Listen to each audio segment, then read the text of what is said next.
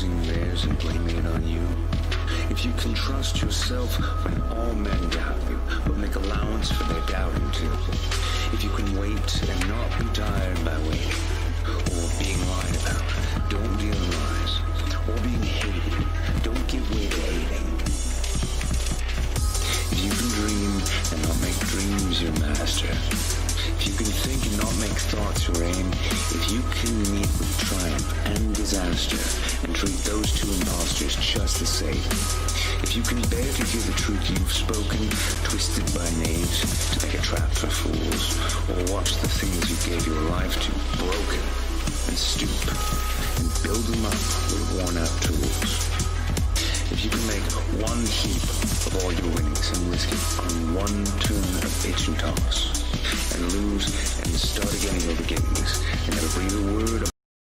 Всем привет, друзья, подписчики мои, давайте ждем игру еще 39 секунд, 38, 37, давайте подписывайтесь на канал, давайте будем вместе с вами смотреть игру. Игра, не знаю, будет ли интересная, Гамбит команда популярная, вот что за вторая команда, я хуй знаю, давайте будем смотреть. Lose the common touch.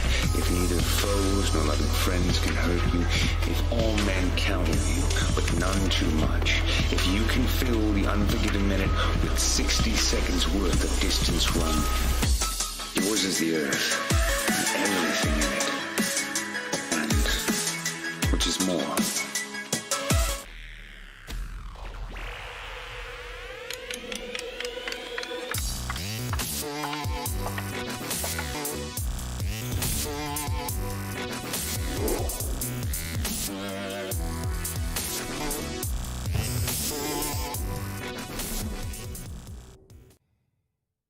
And welcome back to 9 to 5. Welcome to our final match of the day and our final match here of round 3 of the Swiss system. We'll be taking a look here at Tikitakan versus Gambit Youngsters. I'm the Eternal J. I'm joined by Wade for this one. Our final match of the see who's going to be the second team through out of the Swiss and into the playoffs, mate. And, well, a team that we certainly are very familiar with, a team that I can't say we necessarily are, and certainly surprised to see the Tikitakan squad here in this qualifying match. I think it's massively surprising. The fact that they've been able to even get into this position has been an incredible feat in its own. The road that they've been into, being in through the group stage, making their way into the Swiss stage, they have won 4 best of 3s in 9 to 5 and have not dropped a single map. Now, you might look at that and say, okay, that's pretty impressive. A 2-0 against Illumina and 2-0 against alternate attacks.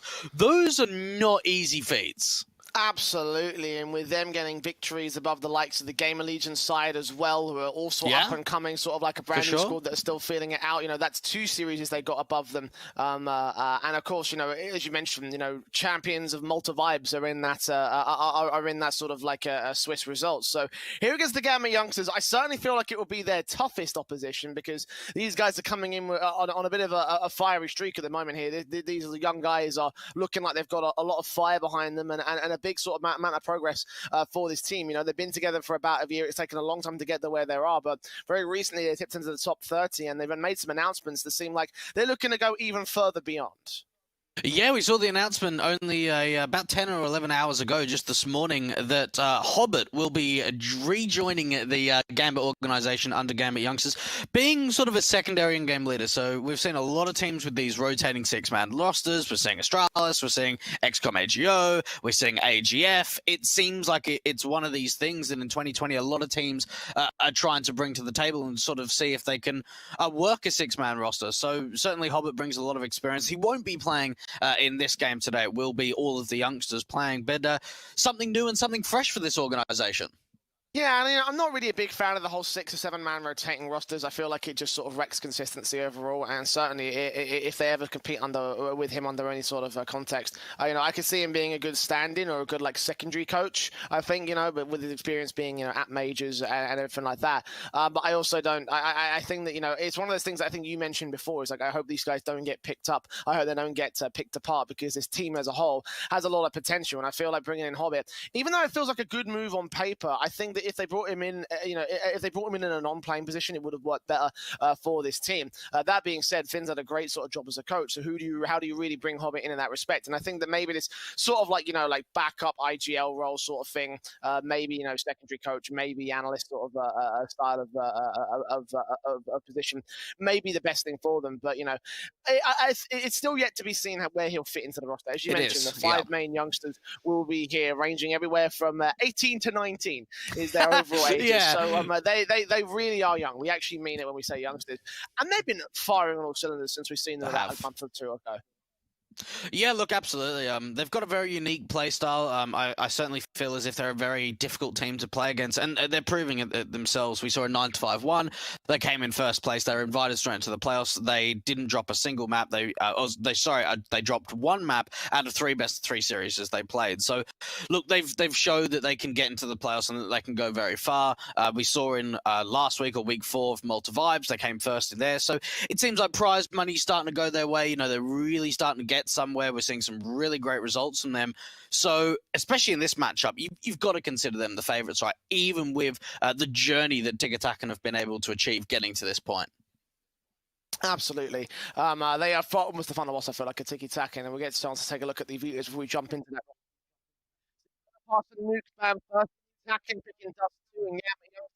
Kin Vertigo, certainly one that I was not particularly expecting of, but certainly one that we'll see regardless in here. Inferno being our third map of the best of 3 for this one, Blake. So talk me through these videos. How do you feel about this? I mean, Dust 2 makes a lot of sense. It's a really great map for Tikitakan. They've had some really great results on it. They've played it 3 times. They've got a 100% win rate on it.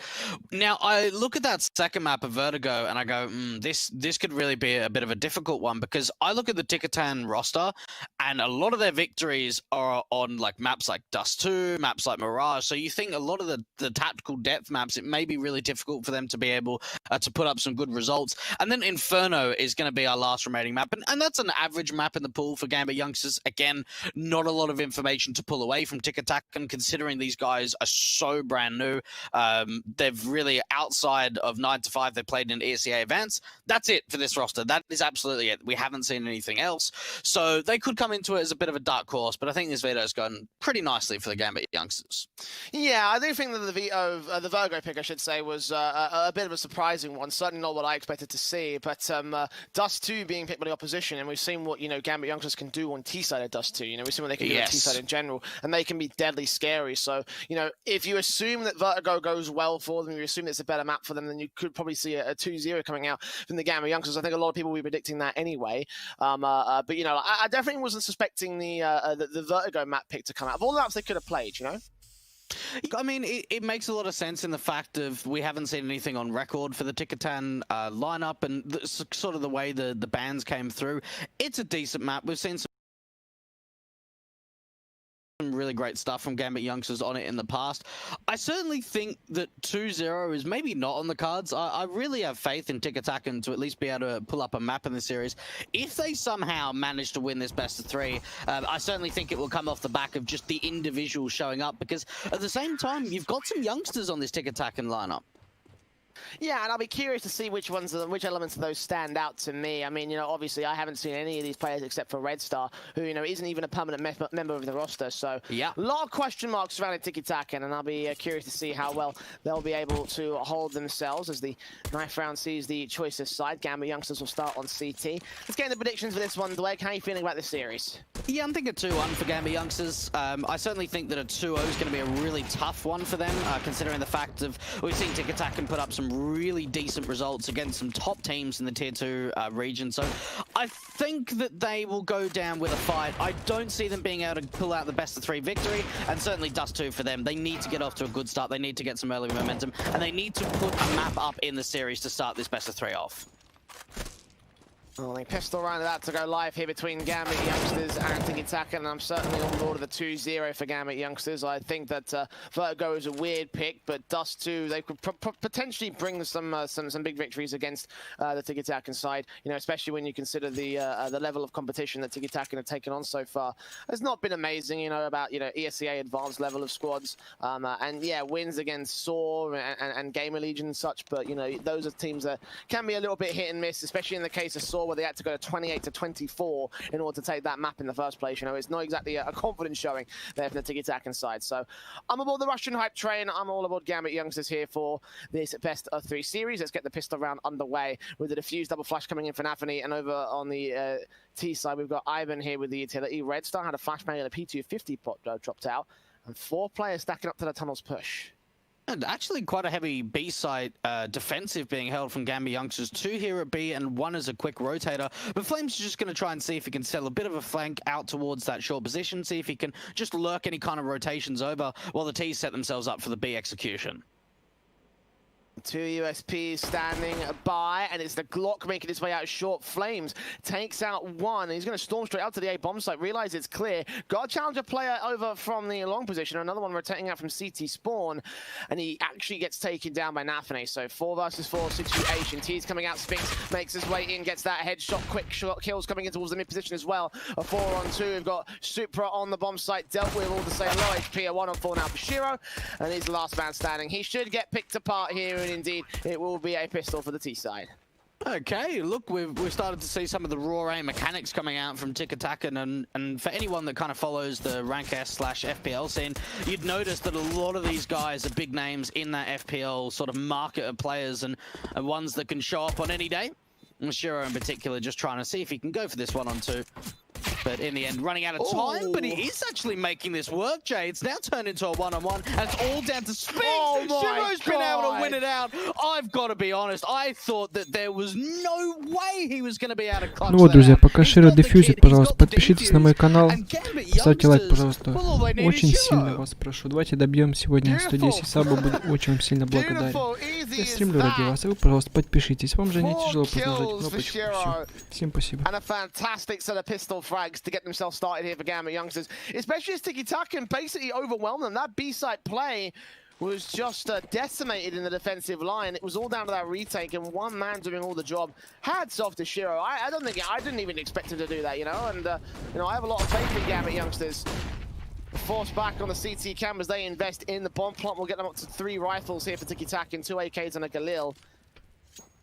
And 2 Deagles out for the T side, so the biders favor Gambit here. Now, once again, a fair bit of mid-control coming out for the T side. And we saw what was quite an interesting start to that last pistol round of Flames being able to get completely undetected out from short with an opening kill. And one thing to maybe keep an eye out for the T side is how often they try and go for these lurk plays to catch off CTs sort of sleeping and off guard. No contacts really been made, getting closer to a minute on the clock. It's pretty slow stuff from both sides. Haven't really seen any aggression coming out from Gambit youngsters, so they don't really have a read on exactly where the T side are at the moment. That's a short control. They should be able to realize this smoke coming in. There's a little bit of presence set up. The scout for Shiro.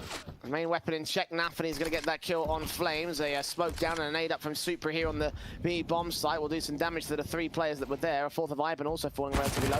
Axel in mid's going to take down one of the players. Looking for the next man out here. Meanwhile, Super and Nafany are going to be able to strike back. Leave it all to Joe. 1 versus 4 for the man. Simple stuff there for the wraparound and Gambit youngsters, forcing the man to save. And Tikitakan, they actually set themselves up really nicely. They went for the fake out towards short, dropping a player into CT and trying to see if they can go for the split into the B bomb side. But as soon as that wraparound comes out from Axel in the backline, it just gets ruined. All their plans just get spoiled. And Jaws, the last one left, has to deal with Shiro around this corner with the scout to know where he is, but in the end, it's going to be the USP to take him down. And you've got to think, especially when you've got these aimers for Tikitakan, you have also got some pretty sharp aimers on this Gambit youngsters side, Shiro and Axel in particular. Yeah, and you're taking a look at this game and you're thinking about Gambit youngsters. I mean, the main thing that stands out to me is their youth and the level of the level of talent and mechanical prowess that they have. Yeah, and that they've demonstrated as well. You know, to be not only good against tier 2 opposition, but also against some borderline tier 1 opposition as well, and even up to solid tier 1 performances. And here it's going to work wonders for the CT camp. The first couple picks coming in out towards that mid control, Shiro and Nafany. Getting frags on the AK and the USP, a 5-on-3 situation, but it is an eco here with upgraded Kevlar, so the best Tikitakan can have is the protection on Sphinx and Jure. Jure even taking an A to the face, so it's not going to do much for him. Already, just the CTs, we can see that they're just looking for information at the moment. A lot of prodding over the map, being really proactive, which is good to see for the Gambit youngsters rather than being very stale and very far back. Good shot coming out from Spinks may give them an opportunity to try and split in through that B bomb site, because at the moment, B is actually open because Super's pushed so aggressively. They realise what's going on here. If they can defend mid, then they basically have the B bomb site under wraps. The shoulder bait's coming in from Super, who's going to fall back passive as he sees his man, and indeed spots out Ivan. Footsteps coming in quick. Super gets on top of the boost box. Will they read this is the question. He's relatively low HP, so in theory this Glock can take him down. And Spinks coming in to try and join the man UMP, ready and waiting. First player out, good headshot, easy frag. Second player with the bomb. Now known here, the CT's on rotate to try and join their man. So if he does go down, he can be quickly traded as UMP just to get himself a second kill. Nice $1,200 bonus in the bank. And yeah, he falls pretty simply there. So 3-0 start for Gambit youngsters. Tikitakan back in for a bye. And Tikitakan going off to starting the game, Jay, with a relatively slow start. But you've got to think, right, you know, once they get these rifles in, once they get those AKs fired up, that's really where they should come into their own, and where they've looked the most deadly so far in 9 to 5. Absolutely, and you know, it is still very early days, so we still have to do a little bit of you know, a little bit of feeling out here for Tikitakan, because you know they're currently in a situation where you know, they are relying a lot on that firepower, but they're kind of being decimated in that respect.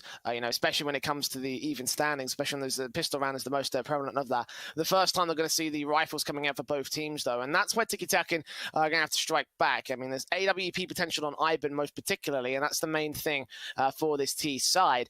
So seeing whether that comes to fruition and how it will come to fruition is going to be the main thing I think to focus on here for the T's. Yeah, look, absolutely.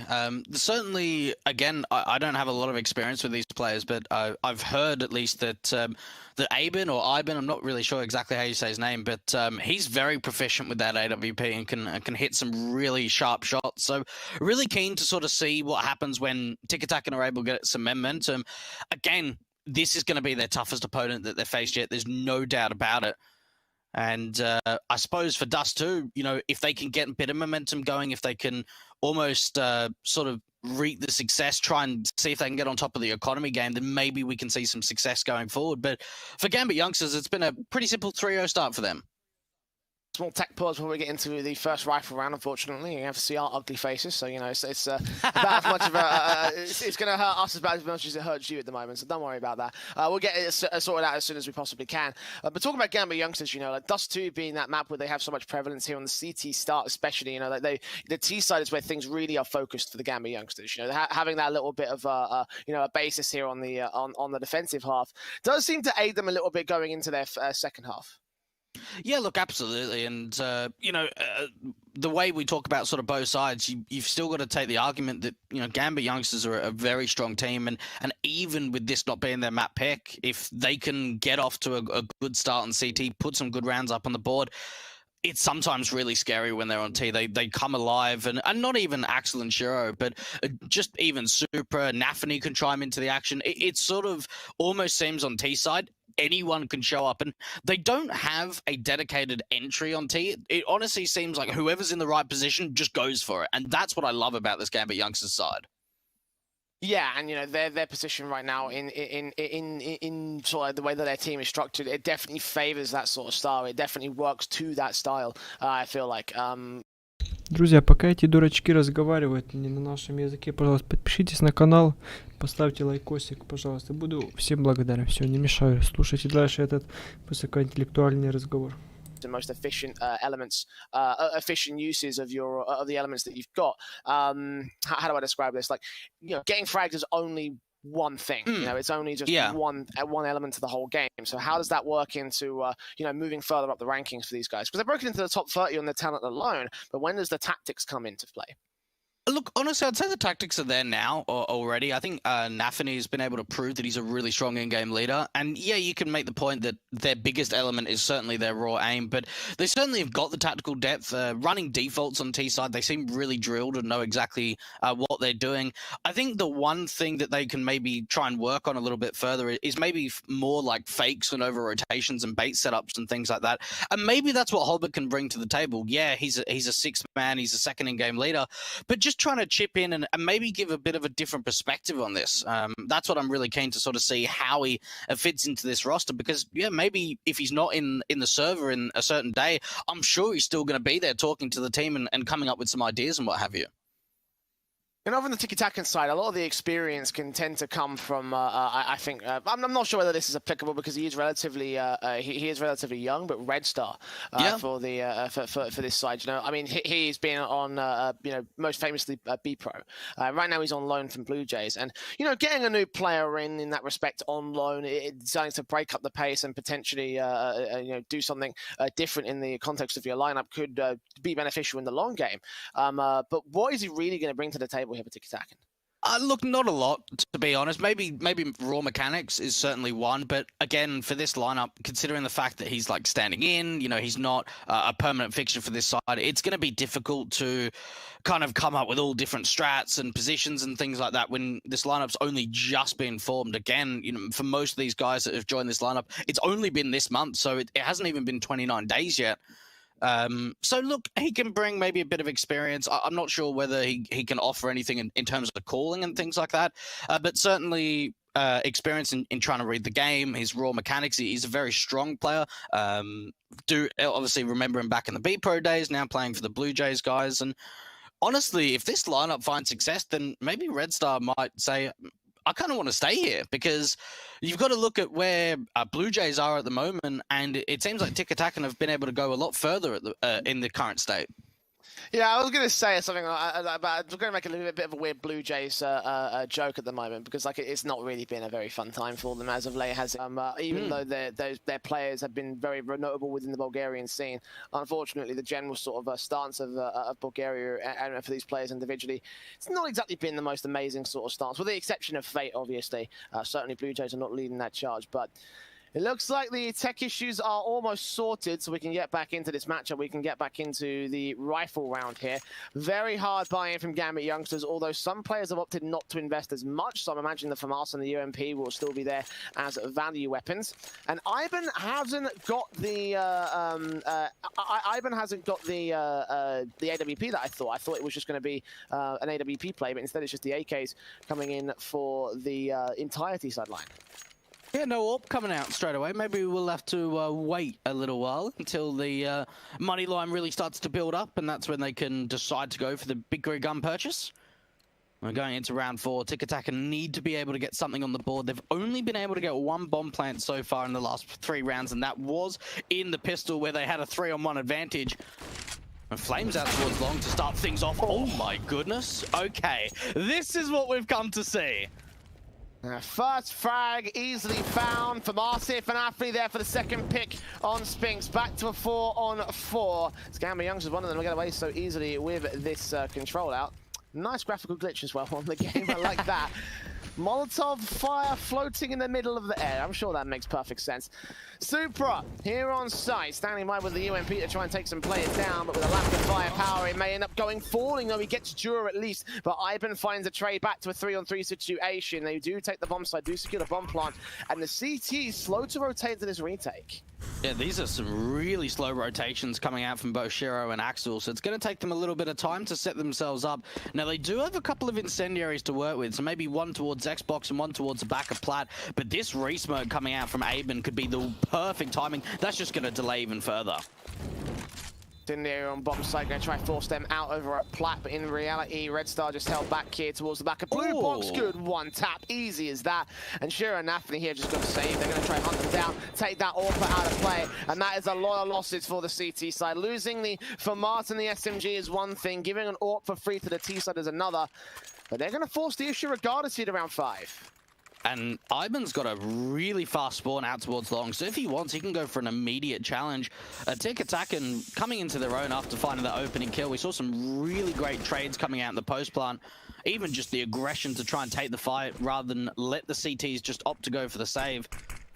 And Gambit youngsters are forcing straight back in the issue. It's going to be a glass cannon orb coming out for Shiro.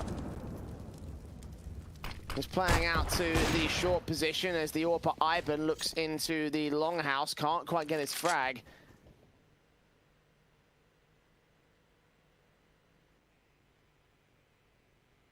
Backed up in the end. The damage comes through against the man. He's joining the mid control for Tikitakan. Obviously, mid here on Dust 2 is one of the most important areas of the map. I mean, in general, mid control is important for any map. On Dust 2, especially with the options it gives you. So to have a duo pushed up this far with backup ready for a pick down towards the mid doors. It's a decent setup for Tikitakan, and they'll slowly make their way into an A setup.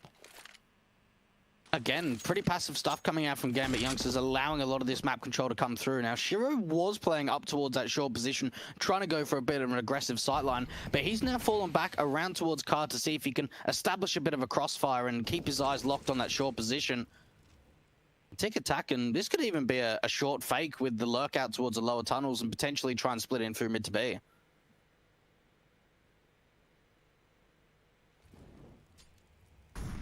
The Molotov down to ensure that no one can make their way out from mid to B.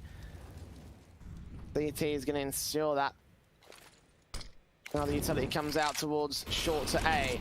Two smokes on, buying extra cover into the bomb site. Is any player going to make their way down to CT spawn? No, they won't, and the AWP will peek up, get shut down immediately. Two frags found by Flames and Sphinx, 5 versus 3 now. He does trade one back to 4. But the plant will be secured, and Gambit youngsters have no direct way into the A bomb site.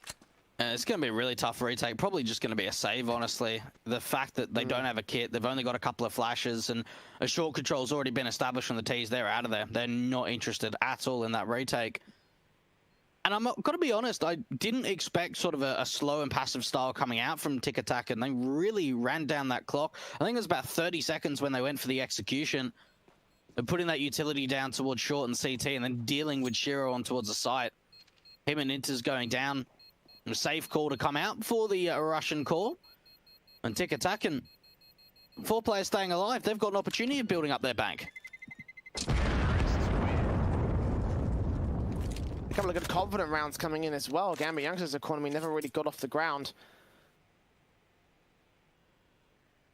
4 players alive, so the money's going to be looking to flow pretty well. The reinvestment on 1 player is going to leave him lopsided, but that'd still be pretty fine, I think, for the T-side forces. With those save weapons on Gambit youngsters are going to force up one more time here. Shiro and Inters. The Scout and the Deagle are going to be the weakest players in the server. Because Spinks out here with the AK immediately taking face in against the CT forces, and he's going to fall particularly low. M4 looking for his frag. He sees his man. He's going to burn. The smoke there to save his bacon as Axel pushes up close here. M4 lines up 2, only takes down 1, but so much damage done to Flames and Spinks. Surely they must be inches away from death. Oh, they're just, like, they hope they have an HE to work with, but they don't. The T's just continue their presence out towards long. They're not stopping fighting at the moment. Nathalie drops the bomb, but he can't follow up with even more. A 3-on-2 man advantage coming out from Tikitakan. And from here, Gambit youngsters might just try and force and see if they can gamble stack the A bomb site. I've got a locker over to the B site here for Tikitakan.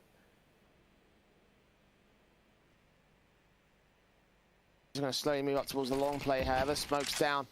Easy as that to get to cross. Supra's out with the AK already. Flashing from his teammate. Going to catch them blind. Low HP player falls. Ivan still in the midst of the smoke. Do they think it's a rotation? They do. And they're going to hear those footsteps. AK burst in, takes out one towards the B site. The bomb's going to make his way up towards A. There's no way Supra can win this. He thinks it's a B commit. Yeah, that's really unfortunate. As soon as that bomb goes down, he'll realize that it's not a B play. But from here, he probably just opt to go for the save. 1-on-2. When does he realize? Still thinks it's B. He's got a player there to challenge him, so he's going to engage with Juro and have to force the fight in this player. Try to take him down. Juro's going to take him out instead. Nice and easy there. What a flank from him to sell him on the greatest of fakes. And Tikitakan will lose 3 players, but they gain a round, and that's even better against Gambit youngsters who don't have any money to speak of. Completely reset the economy, meaning that it's going to be an eco round coming up for the youngsters side, and it should be a lead now going the way of Tikitakan. 3 rounds in a row from them, looking very comfortable in a lot of these duels. just the aggressive fighting out towards long. It seemed like for Gambit youngsters, even doing damage, they weren't really able to hold on to an advantage. Great shot coming out from the AWP. And good to see that Ivan's been able to fire up early on. Haven't really seen the AWP in his hands all too often.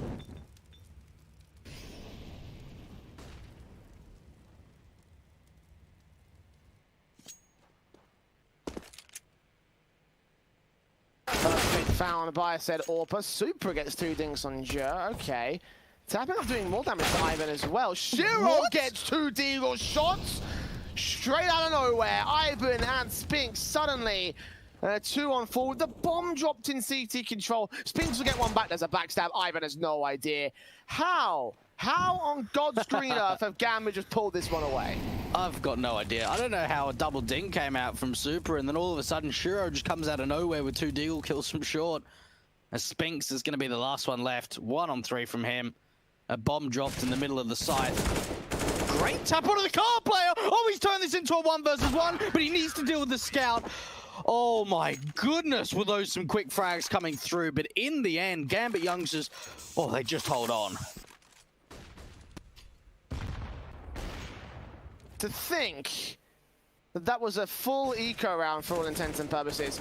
Great shooting from Spinks to bring this back, but with utility out against the AWP, suddenly it all falls apart. And it could have been a fantastic round there for Tikitakan all the same. I mean, they would have been disappointed at the end of it because of the amount of money they just lost. Yeah. But the loss is even worse right now. Limited utility sets for the T side. And they're going to go hyper-aggressive as a result of this. CT is completely undefended. Jur's already found a flank into the B bomb site. If they go now, then Super and Inters will be completely siphoned off from their backup. Jur's been spotted as well. Gets that headshot straight in. Or left to the M4A1S. Back behind Big Box. Got players all around and takes out Red Star. But Supra will fall quickly to Spinks. This is a safe call for the CT side. There's no way they can get this retake together. That was a really nice read coming out from Joel, realizing the fact that they're not really playing a lot of mid players at the moment. It's been very passive at both the B and the A bomb site, that he just aggresses out through mid and walks his way in. He gets spotted out from the car player, and rather than falling back, he just keeps trying to take the fight. And from there, they're able to isolate Super towards Xbox. Tikitakan, great response to be able to tie us up. 4 rounds each now. And with 3 players staying alive, you'd have to think for Gambit youngsters that they're going to force the issue around both these safety-in weapons and force up Inters and Supra.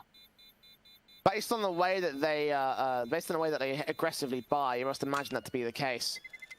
Second round buys all the time. We see a majority of forced buys coming out from Gambit youngsters. The money is going to be real suspect for it, though. I imagine Nafni's going to have to drop something to someone. Shiro's going to pass the M4 off to Inters. What's he going to go for here? It's going to be really, really weird and awkward here for the CT camp. So yes, there will be a forced buy in play, but there will not be a major amount of weaponry. Okay, it's an AWP for Shiro. Famas out for Nafni, the weakest player on the board. So they do get the majority of rifles out, and a pretty decent stack utility as well. So not the worst buy in the world, but you can see where the money line's been left at for here. Gambit youngsters, they go down, and they're going to have to go for a full eco at this stage. Tikitakan at least have another force buy to fall back on. Absolutely. And if Tikitakan can get in control of the economy game, then they can set themselves up really nicely on the T side. And we've seen Shiro holding this aggressive angle towards short, but he always seems to fall back before contact's being made. Great nade damage to do a bit of chip onto both Flames and Red Star. And yeah, there it is. A lot of the time, he just falls back to that car position. So if Tikitakan can start to read this play that he keeps dropping off, then maybe they can start to take short control a little bit later in the round rather than quite early on.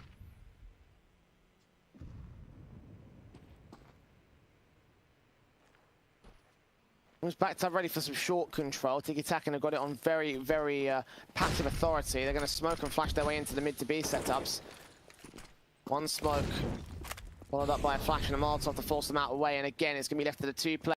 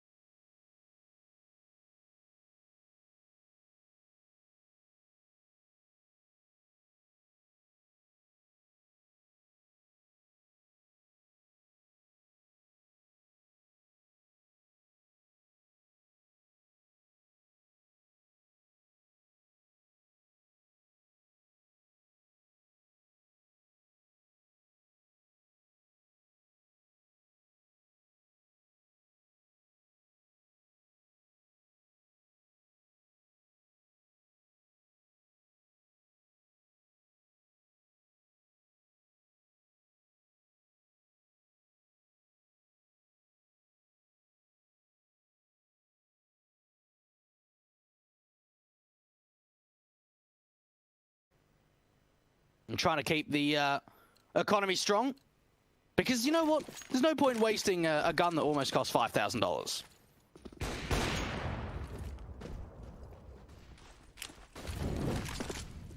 Yeah, you're right about that. Speaking of guns that cost $5,000, Shiro's got his one trained up towards the short position. Again, going to look for the opening face, which Gambit youngsters have taken over to this short position in the last round. It failed spectacularly, but this time they will be able to force that man-out position. From us watching into the mid-control, Shiro's got the AWP on lock. Good shot, missing out, but he doesn't take much damage for it. The teaser is still going to storm forward, take his back up, look for his head. Not quite finding it. Shiro gets one frag for his trouble, but Flames finds a trade. And from us in the mid-position turns into a 3-on-3. They've got one player coming in from long now. Axel looking for his way in, doesn't see the AWP, sprays through, but Ivan responds. And now the 3-on-2 retake will ensue, favor to the T side. And Nafany, he's out of there. So this is going to be another response round coming out from Tikitakan. And that's really where they're probably showing their strongest elements at the moment, Jay, is that outside of that 3-0 start that Gambit youngsters have found, they've never been able to allow more than one round at a time to go their way. Anytime it's a round victory, it's immediately shut down from the T side. It seems like for Shiro, he needs a little bit of support. 13 kills and 7 deaths. Axel in particular is off to a very slow start. One of the big fraggers for this Russian side. And they need to come into their own. They need to start to fire up.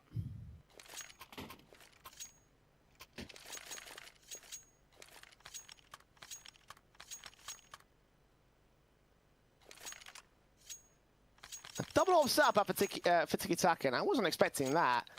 Bit interesting. Yeah. Ivan and Red Star taking the being green guns out and getting the first pick for it as well. Shiro taking way too long for his face out mid. And the AWP almost got a second pick on a scout player as well. Supra covering the sniper to hopefully do some damage, but here on the B bomb site, he'll just get taken out immediately through the B door's face. The Eagles on short looking for a frag. Spinks takes out Axel. Into Nafany, last two players, and they will find actually a few picks back. Hold the phone. The AK and the Deagle have somehow turned this to a 2-on-2 situation. They will concede the bomb, so the bomb plant can come through. Into Go has other plans. He will fall. Nafany, he's got to make a choice here. Does he go for it or just try and save onto the AK? Now, considering that this was just an eco, you'd think that he wants to try and go for this. At least see if the 1-on-2 is possible, because he's got a lot of utility and a kit to work with. So he's got the time. And Sundir is coming out to short already, going to try and keep him suppressed. But as soon as he puts a piece of utility out, they'll know exactly where he's coming from. They're going to cover off short and long to that point. How does he play this here? Checks out Goose. Incendiary. HE. Flash available. Blind facing, getting the taps, getting the kill as well. 6 HP though against Red Star next up. Smoke down towards the long position. He's not checking out Gusto. Jump facing, missing shot. Turns around with the Deagle. Tries to switch to the AK and loses his life for it. Completely miscoordinated there. And if he had checked one corner, that would have gone much better. But as you mentioned, eco for Gambit youngsters, they can be happy with what they did. Yeah, look, they certainly can be. They're able to do a lot of damage. Unfortunately, there we saw Red Star almost choking that one-on-one with a missed AWP shot, but definitely made sure that he was going to hit the next. Actually, the T side taking a bit of a tactical jam. Tell you what, double AWPs on T is so weird. Like, it really is. I know that Red Star does a bit of AWPing for the Blue Jays side, so I'm guessing if they've got 2 AWPers, then why not run 2 AWPs on T, maybe? It's a weird one, right? Because like usually when you see double AWPs, you expect the second AWP to go peeking straight in towards the longhouse to get that opening kill on the longhouse challenge, which is the most common use for a double AWP up on the T side. But usually it gets swapped to an AK immediately after, and usually they ditch the second AWP. So they haven't done that this time. They've been playing double AWPs in their main sort of setup, and it's the AKs that get things started. Spinks straight onto Shiro. Fast plays into the short position. The CT's having to adjust against it here. And Spinks moving further forward. Molotov and smokes down. It's basically a rush tactic execution.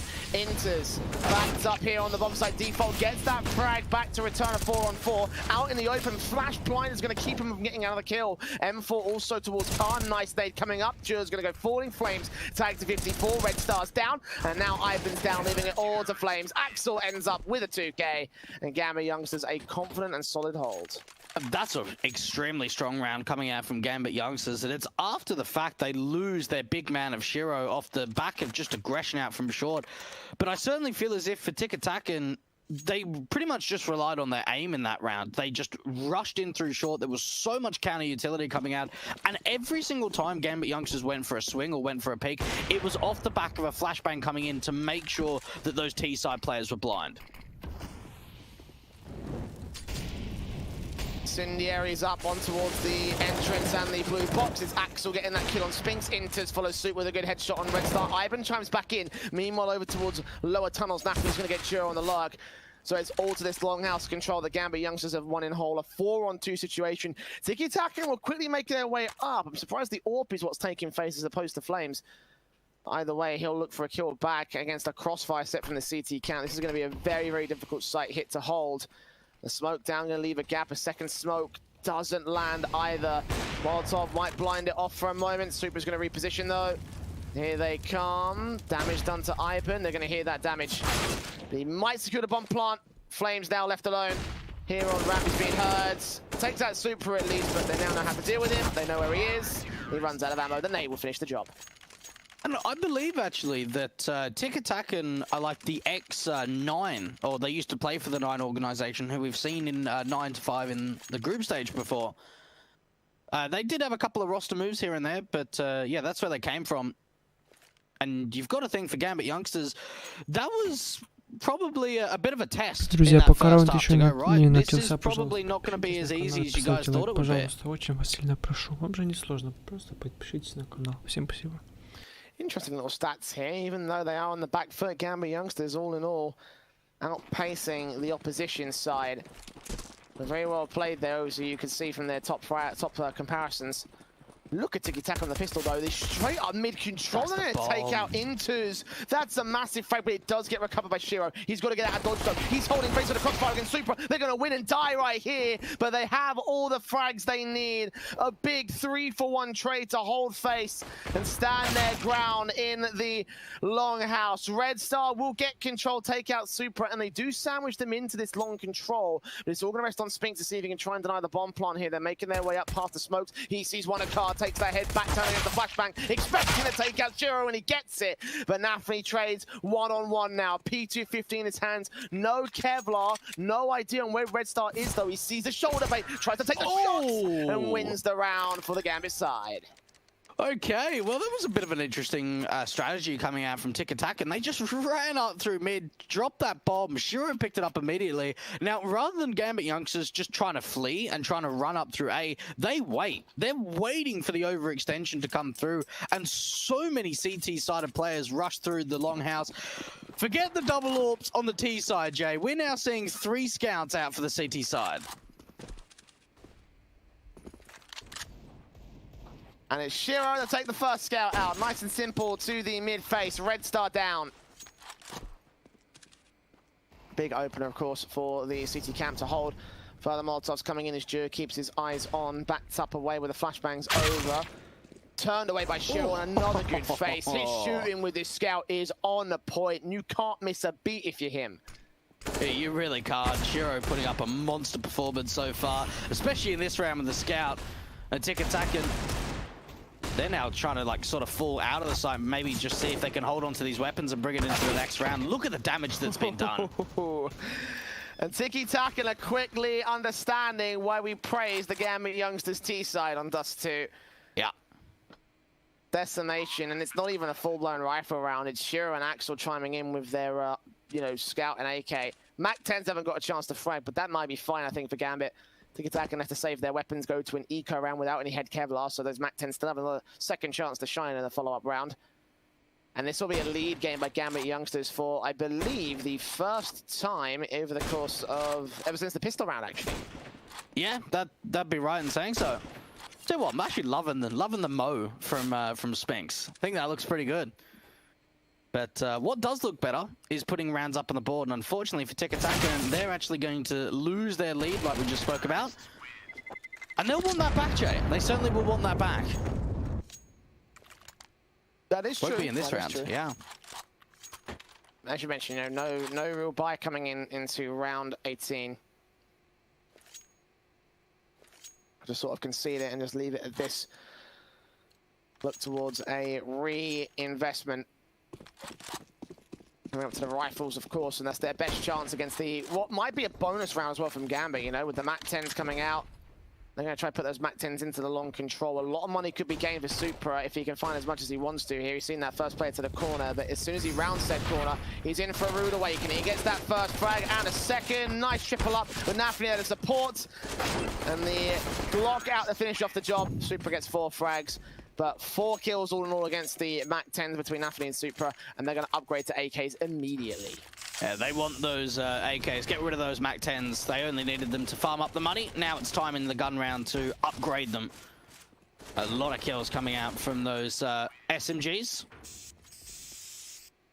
10 to 8 up. AWP out for the CT side. No orb being up for Shiro. Had the chance of upgrading that scout, but opted against it.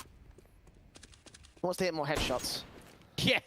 To bring up that headshot percentage is his real goal here.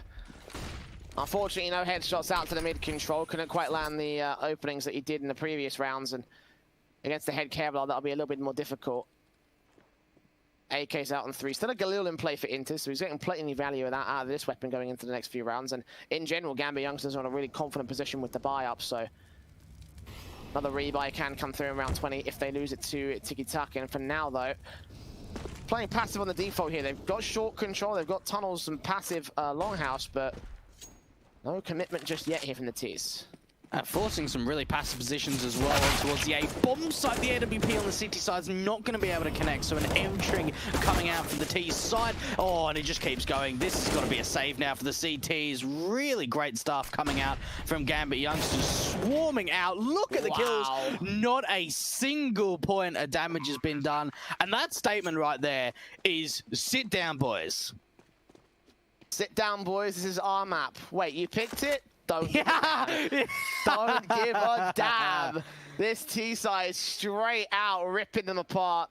And as you mentioned, not a lick of damage done to the T side until finally Jur ends that curse. But he might not even take Inter's down based on the way he's playing. He does find that frag, but Nafi there for the trade. And therefore, the best that they lose is a picked up Galil M4 here for the T side. That can upgrade to an AK-47. The money's bolstered for Gambit youngsters. That tends to happen when you win 4 rounds back to back. Tikitakan, though, on max loss bonus, have got to go to a half buy at best if they want to hold any sort of contention in the next rifle round. Yeah, you can certainly see that Tikitakan have not been able to find the success that they did in that first half going over to the CT side. And nades out towards the longhouse position, but Gambit youngsters, they're a step ahead. They know that the nades are coming out, so they're playing relatively passive, at least in the early round. One thing they need to be careful of is especially these deagles in the hands of the guys from Tikitakan, so maybe just try and use utility to force them back and back deep into the site before the execution comes through. Red Star and Ivan backed up here to the short position. Axel gets the opening kill, because of course he does. Molotov on this position as well. Actually doesn't force them out. Shiro's there with the AWP to pick apart 2. Deagle back in to do some damage, but not find the frag against him. So yeah, this round going about as well as you expect half by Ecos to go for the T side. And yeah, 1 on 5 for Spinks. Gambit youngsters, as you said in the last round, they made a statement, and this is just furthering on that statement.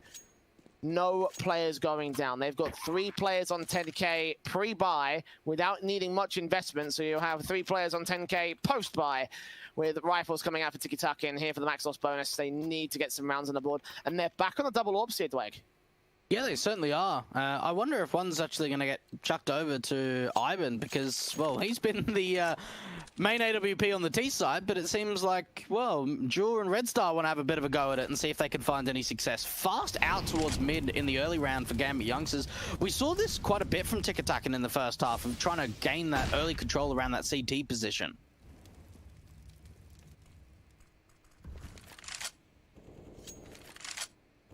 Right, but not getting his chance to shine. I mean, compared to what Jur's been able to do, a little bit behind on the frag numbers, but whether or not swapping this AWP role is a good idea mid-game is yet to be seen. Utility down for the T side. Smoke onto the CT cross. AWP for just ready for the shot. He misses his first face, misses his second shot as well. He knows the super spins in the corner, and he still can't hit the kills. 3 chances all wasted. B-side under T-side control. A 4-on-2. This has got to be another save call for Tikitakan, and Gambit youngsters are hunting them down.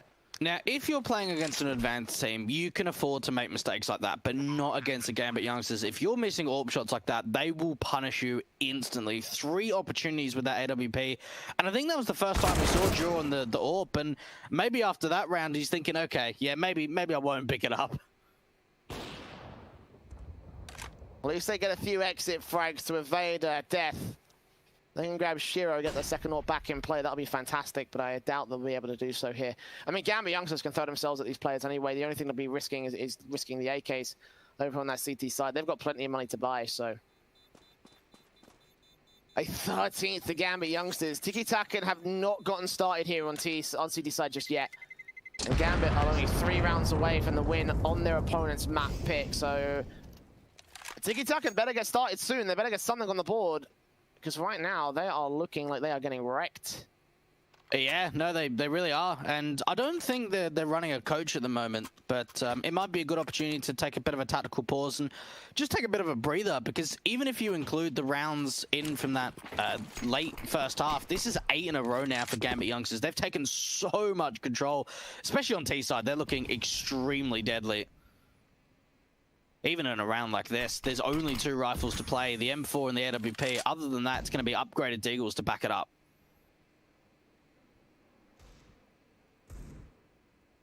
Just look at the positions that they're at right now. Look at the setup that they're in. Like, you must imagine this has got to be 14 for Gambit youngsters. Like, if they couldn't get control with the rifle setup, and how are you hoping to get anything out with the half-bought pistols around saved rifles? Like, Tikitakan in a really bad spot right here. And with this few rounds in deficit between Gambit youngsters and the win, some exit frags, some consolation prizes will be okay, but the next buy is where they really have to get things going. And looking to set themselves up for a B play, Gambit youngsters. We still have a bit of a lurk out towards the long position. Good shot coming out from Red Star as he's now able to find 2 picks. And for Gambit youngsters, are they going to continue hitting B? They are.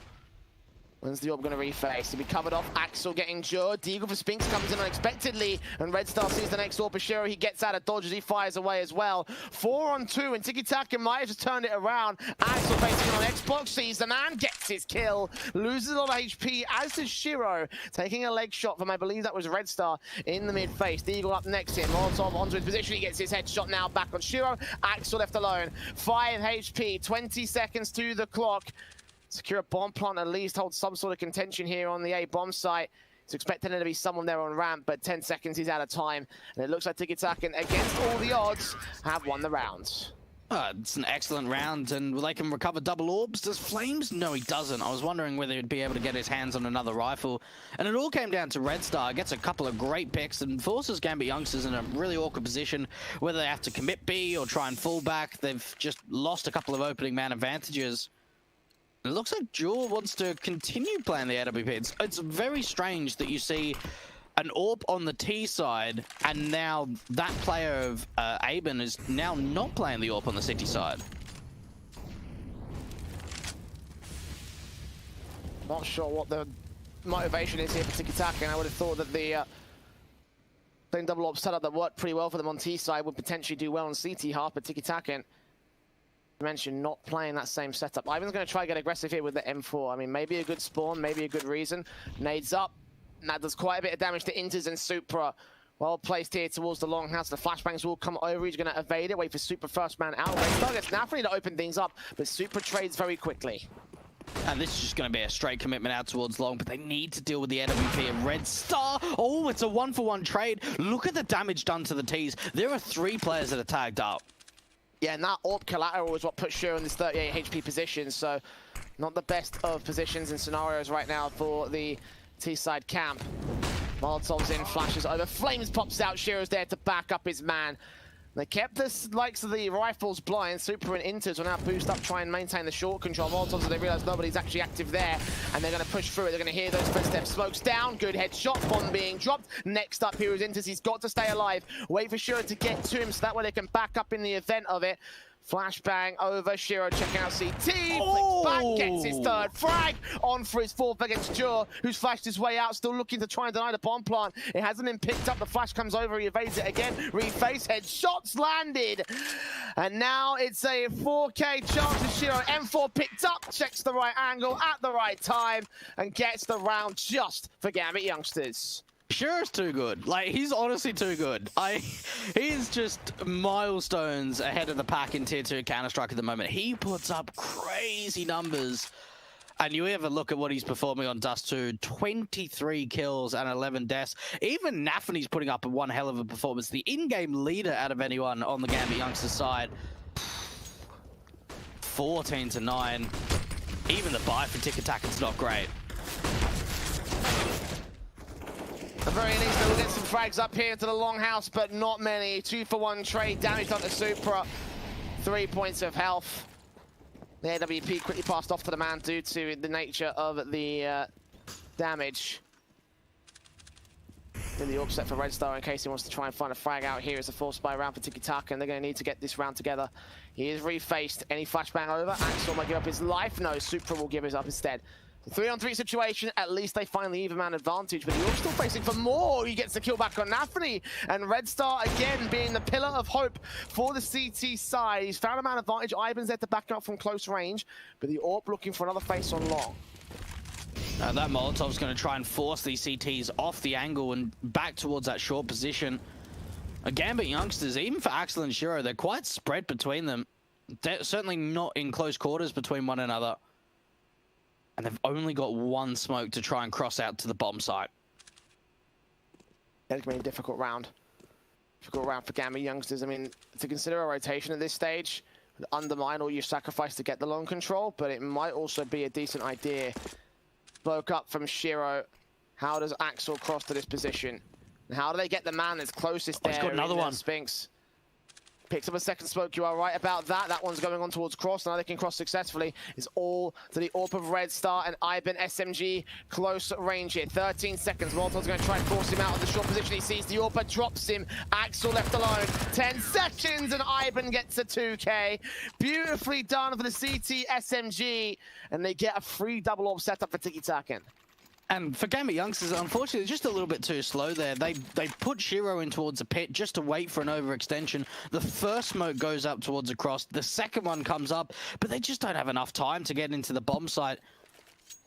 Ivan doing a great job with that SMG, and it seems like finally he's been able to pick up that AWP off the back of Jaw and take it rather than his teammate. Gambit youngsters, gonna be a bit of a difficult task, I think, to try and close out this map.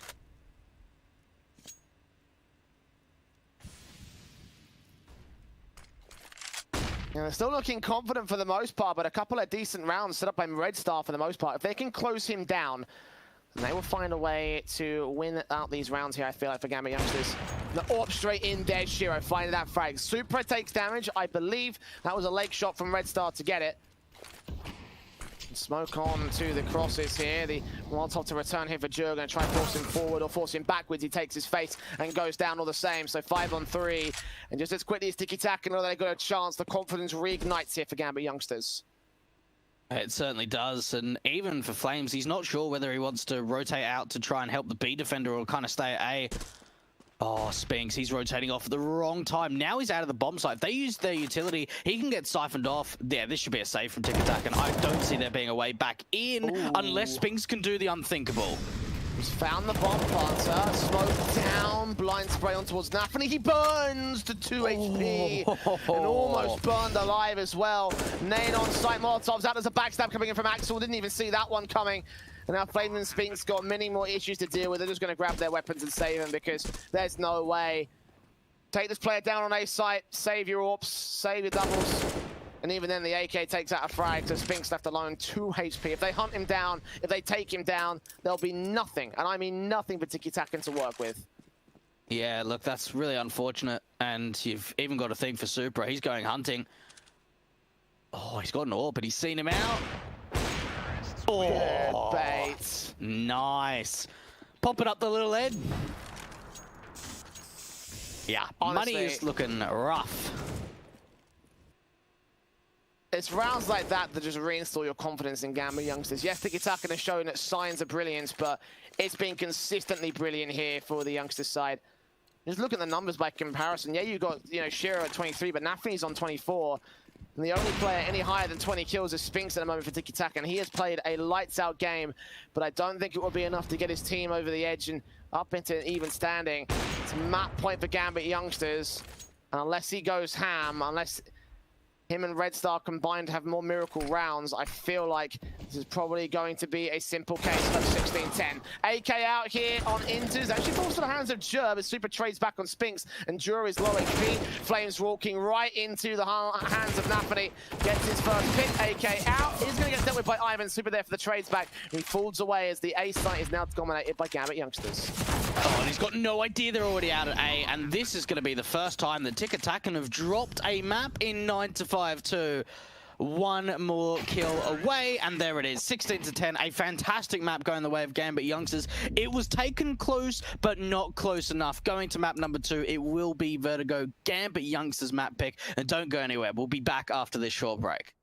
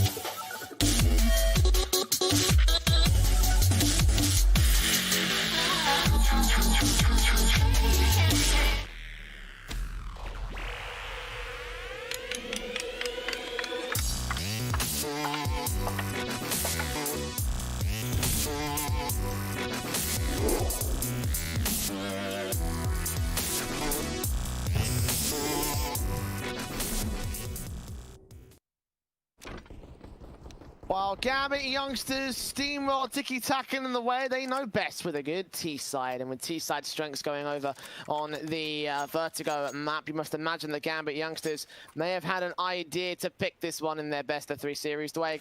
And now my 2-0 prediction is now looking a little bit more likely now. Bloody knew you'd mention it. I knew you'd bring it up. But no, like, honestly, it really is. That second half from Dust 2 was looking great. It was really looking impactful. It was in your face. It was aggressive. It was a lot of contact. And I tell you what, a lot of success. The Tikitakan going into the city side of starting off on Vertigo. They're certainly going to be at a big disadvantage, but how much of a disadvantage will it be straight away into the pistol round? The T side, a lot of the information's already coming up, and they're going to gamble stack the A bomb site on the CT defense. Yeah, they need a hard struck start into this one, try and see if they can get a good beat on how Gambit youngsters are going to play this and shut it down initially. And with the A default so prevalent on a map like this, you can see a way in for Tikitakan if they can shut down this execute. Gambit youngsters putting utility out now, going in from alley and from main. Super Seas 2 takes them both down. Headshots galore and bomb plant faked one to try and force Tikitakan to make a mistake. Baiting some utility, but the second plant will secure it for certain here. It's a 5-on-3. Not a single point of damage done to Gambit youngsters here so far in the pistol. Tikitakan suppressed away from the bomb site, and they don't really know how to get this retake together. They're taking face, they've lost their kit. Headshot knockdowns from Supra. They do know where that one player is. Good thing down on Spinks. He goes down, so does Ivan. And Red Star last man standing, 1-on-5. It's a clean up here from Gambit youngsters. Ooh, that's one way of putting it. That was a very strong pistol round from them, and Tikitakan was set up really nicely. They had 4 players at that A bomb side, and just the crossfires being set towards Ali. Super just rips it apart. He does such a great job in finding so much damage in the pistol round. Tikitakan, they are going to be forcing in through the Deagles. Now, we have seen a lot of success from them in terms of the Deagles and the Scouts. This time around, though, Jay, well, there's no Scouts. And no scout weapons whatsoever across the entire board.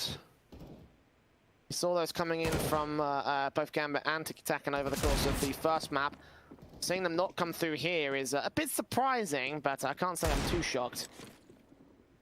Facing in with the Deagles hand cannons here on the force by for Tikitakan, and the standard set of rifles, automatics, a MAC-10 as well for Axel. So no expense has been spared here for either side, but it's a case of preference there with the more powerful weapons in particular coming out for the T side. Flames trying to see if he could just find a body shot, a headshot with that Deagle, and again, another gamble stack at this A bomb side. The reads coming out from Tikitakan so far have actually been very successful. I don't know if they're getting a lot of information, just making good guesswork, but either way, as you mentioned, leaving the B bomb site to lean in against this A default. I mean, in the pistol round, it got ripped apart. And now here with a major weapon advantage, you must imagine the Gambit youngsters should still rip them apart regardless. Molotov's in, Ivan facing around the corner, Axel with the MAC-10 can't take him down. The Galil struggling to get the frags of his own right, but he does get that headshot in the end. Tagged at the 47 though. Deagle's in for Flames, dealt with by Nafany, who gets a double, looking for Joe next up for the triple. Red Star back over his sandbags, it just turns around, deals with him, and back turn from Joe while he's super in with a frag. Gambit youngsters, I mean, they know that they've got the momentum to their favor, and they're utilizing it in a hole just to swing into this first half. What is even more confidence for the youngsters is they'll realize after the back of those 2 rounds that they'd stacked A twice. So again, they haven't really been making sort of too much noise over out towards mid and B. So I'm not sure how much of the stacks is off the back of information or just a gut feeling. But at least for the youngsters, it can be the reverse to be like, damn, we've just beaten 2 gamble stacks in a row now. CT's out and about, awkward spray from the Galil, and 3 picks come from Nafany. Does get traded back in the end by the USP, so they are doing some damage, but the AKs remain in play, and that is the main thing I feel like. Get the Galil out for Ivan, and then they'll be in a really good spot overall for the rifle round. The rifle blast coming in. They're both going to push into this A site retake. They will have rifles and better rifles as well, so why not? Flames just making footstep noises. They're back to the B bomb site for some reason. I guess they realize it might be a B play. Galil in for Axel, gets Ivan down next, and Flames is left alone. 1-on-3 situation for the man. And MAC-10 to be saved. Possibly get the frag back on Axel, possibly get the trade. Don't think it would be all that likely, but it's a possibility. And at this stage, Control out. Good shot connecting, so there's something being found. A little bit surprising that they went over to the B bomb, so I'm only guessing that they wanted to try and maybe save in those weapons, considering that they certainly would have heard that it was that A bomb site. But in the end, they end up doing a hell of a lot of damage. They take 3 players down in a round where there weren't too many upgrades they can be very happy with. Gambit youngsters off to a 3-0 start. The same as what they're off in Dust 2, actually, 3-0 up.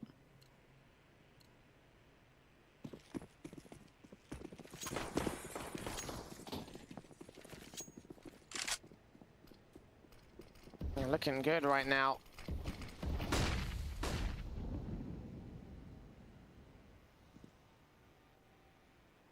Ops out, M4's in. Shots available for Tikitakan to do some damage to Gambit youngsters, but obviously the rifle's in full for the T side. Going to see the AKs across the entire board. No AWPs this time here, but now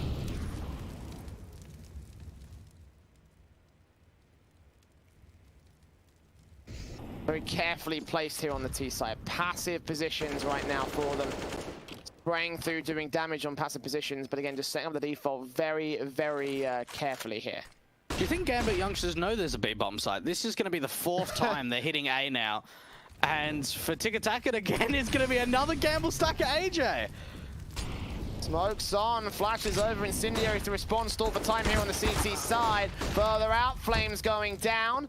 An AK moving in around the corner, the AWP scene. Jure takes Napoli back to a 4-on-4 situation. AK out, spray comes through. Jure drops that bomb for the moment. And the do turn to a 3 versus 3. Jure still out in the open, spots 2. Only takes out 1. Red Star and Jure get trailing. And finally, the A default execution has been broken. Supra left alone. 1-on-3 situation.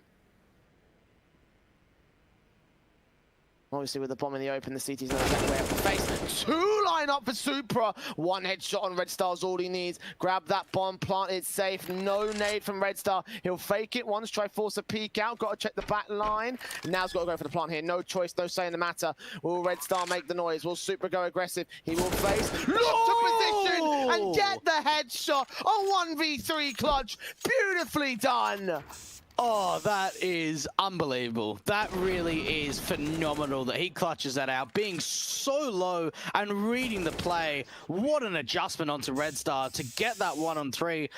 And if I'm Gambit youngsters, I'm certainly pleased that we're up 4-0, but I'm thinking, guys, if we fake ramp and hit B quickly, we're probably only going to be faced with 1 player because there has been so many gamble stacks to the A bomb side. And again, it's another round for the youngsters, overwhelming 4 players at A. Unreal, unreal stuff from the solo man. AK is in, the Eagles out, CZs. Nades on, once again continuing. Molotov's out of standards to try and suppress.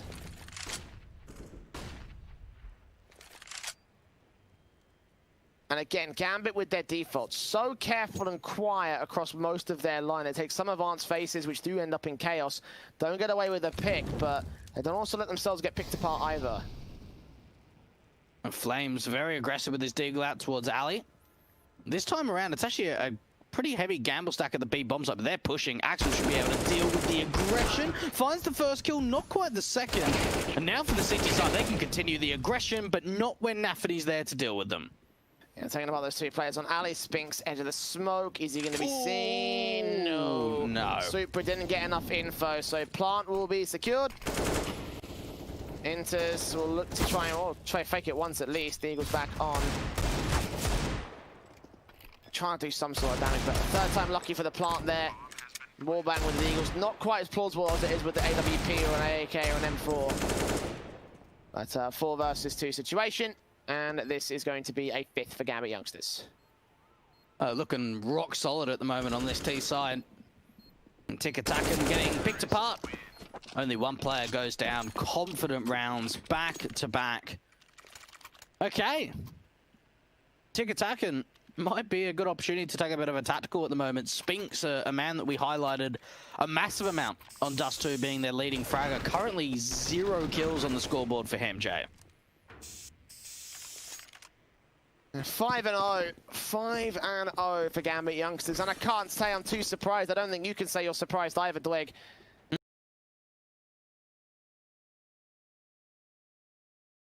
This has been a T-side that, Gambit youngsters thrive upon. Continuing to get better and better as well. Double up setup out for Ivan and Red Star. And if they can't make this setup work, then realistically, what chances do they have? Super getting that first pick already. Ivan not expecting a player as scaffolding, and they kick things off again. And for Tikitakan, if they wanted an opening in this series, it had to be Dust 2. Vertigo is really going to be a tough map for them, and it's certainly showing even when those double orbs come out. Shiro. Oh my goodness, what is that from Flames? I thought that should have been an instant trade, even with that flashbang coming in. What a hold from the CT side towards Ali. Red Star missing a shot out towards the B entrance. Meanwhile, back behind the stairs area. Axel going to set some utility up from the boost spot position. Nade on. Perfectly placed against Red Star to tag him for about 30 points of health. Not able to get the overall frag, though. 60 seconds to the clock. The second man has rotated to go ahead and join his AWP, but that's Jer. In the mid control. Stack out position, rotate out to the main bomb site. Flashes coming in from Axel will keep the CTs at bay. Molotov's on, 40 seconds left. Flash over, spray from Jer takes out Axel. Players blind across the entire board here. And 2 left standing for Gambit youngsters. Molotov's out, further flashes in. Gonna try throw the CTs off, get this bomb to cross out. AWP standing, good shots, almost connecting Red Star to catch Jer at a slight advanced peak. Nothing gets 2, not quite a third. But both players alone. That nade's gonna take out the AWP. Oh no! No! It sails too far over. And a chance for a Tikitakan retake. Oh, it didn't bank off the wall, and from there just went too far. And Nafany and Inters, all they need to do is just make sure they're peeking together and establishing a crossfire. But it's all down to Nafany. They're so low. 1 bullet each is going to do that, Nafany! Oh, they line up for him. He sees one player. He fires forwards and gets 2 kills. Oh, Tikitakan, what more can they do? Flames does so much work. Unbelievable. God, this connection from Nafany in particular is really what won them that round. But 4 frags overall, unbelievable. Brilliant stuff from him. And it just gets better. Even when Gambit youngsters are on the ropes, they somehow find a way. That's the second clutch we've seen from players over on the T side, by the way. There was Shiro in the 1 versus 3, Nafany in the 1 versus 2. And now Ivan here, pressing up aggressive towards Supra's position. The Orb's ready to try to take face. He does get flashed out position, so at least they save that 1 man. They have a rifle they can pick up. And sometimes you just have those days where you clutch like mental. Ashiro does have to deal with the aggression coming out from that MP9 just around the corner. He's still got 3 players that could potentially swing out, and oh my goodness, here we go, Tikitakan. This should be their first round on the board. At long last. What a round. Confidence now flowing for the CT camp. It did take a while to get there, though. And some open positions for the T's, obviously giving up that position, giving up that round overall. Sure, the high roller got to drop some AKs. This will be a force back from Gambit youngsters. Despite their 6 rounds in a row, they did lose an amount of control and lose a lot of players over the course of the last 6 rounds. So the buy-up will feature a Galil and a Deagle still, despite the AK confidence coming in from the T side. Ramp control looks to come out a lot quicker this time from Gambit youngsters rather than the slow methodical defaults have been able to pull up. And look at the protocol. Look how quickly Tikitakan are falling back. They've been able to do some nade damage at least. The AWP is playing towards the Sandmax position. Super is going to play out to take out Flames, and as you mentioned, that Orb's going to try to get out of dodge. See 1 man, they heard the scope, they know he's there. And Nafany's counter-flanked it as well, all the way out towards Sandmax. To his own right, sees 1 player cross, and Spinks gets that frag to even standing once again. AK out, Molotovs to return here for the CT cam, and Joe's going to wait here on the bomb site. Ivan so close to Axel. No scope, no chance. He gets that frag, but Axel and Shiro trying back to a 3-on-2. And again, Gambit youngsters working within their limits to keep the man advantage. Orb rounds the corner, sees 1, can't take him down. And the Orb back in for Red Star. Secured a bomb plant, headshot angle taken by Super, ends up with a 3K. And that is a 7th for Gambit youngsters. Such a good, confident force buy round, half buy round from Tikitakan, whatever you want to call it. And then responded to by a confident force buy back from Gambit. Man, what a performance we're seeing from the Gambit youngsters. Inters is currently on 1 kill because honestly, they don't need him to frag up because, well, it's just the individuals, Super and Nafany in particular, putting up some huge numbers. The Rumbo is going to come out towards the B stairs. Here we go. Axel, heads up, boys! See a red star. Already a fantastic frag. I love it when those plays work. And they expected the aggression as well. He was caught so far out in the open, he didn't expect the run boost aggression, so that's a big start for Gambit. Jur might give up his life as well. Super just around this corner at the right timing, sees the man. Jur takes a fight, he wins it, but Super trades it all the same. Inters is like screaming at him, like, how? How is he there? You're watching him the whole time, but look, they're able to trade out at least evenly. It's a 4-on-3 advantage still being held. Tikitakan. Can they be able to force the issue here? It really needs to come down with this AWP to at least find something. But this is going to be a fake to the A bomb side, leaving a single lurk here while they try and take B. Mars is the only defender as well for Spinks. They'll draw their attention away, and he'll go down. That's Ace Beast under control, and the AK swings out the strike. Super playing passive and silent, gets himself a nice triple. And another beautiful round from Gambit youngsters. Like, just the confidence brimming from these guys. It's ridiculous right now. Tikitakan don't have a single way to respond. They've been undefeated, Jay. Undefeated in 9-5 so far. Unbelievable. They have not dropped a single map outside of this series. 4-2-0 victories in a row. And it looks like that they have faced their toughest opponents yet. The Gambit youngsters are really putting on the pain in this second map. This is just getting ridiculous now. They're looking to go up 9-1. Talk about undefeated teams. Gambit youngsters themselves were also undefeated. They got invited directly to this Swiss stage, and for good reason. You're seeing that reason demonstrated right here. This squad, so much promise, so much talent in it, and I'm just loving the way that they're playing right now. Like, this is the confidence CS we expect to see from Prodigies. This is the lights out style from a top 30 team that Gambit youngsters have grinded up to be.